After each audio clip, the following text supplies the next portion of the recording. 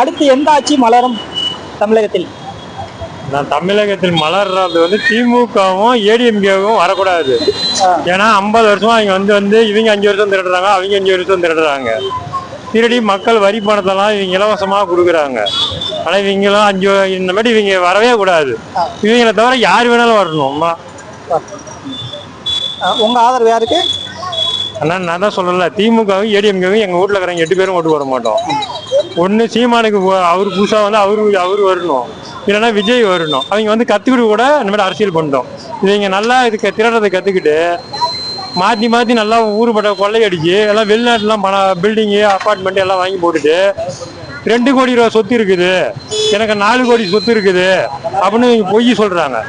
சாதாரண கூலி வேலை செய்கிற என்கிட்டயே 5 வருஷத்துல 1 கோடி ரூபா சொத்து இருக்குது.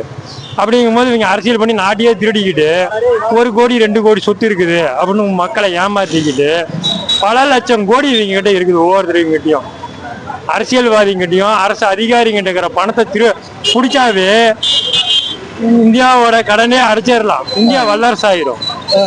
அதனால இவங்க 2 பேருக்கு மட்டும் எக்காரணம் யாரும் ஓட்டே போடக்கூடாது.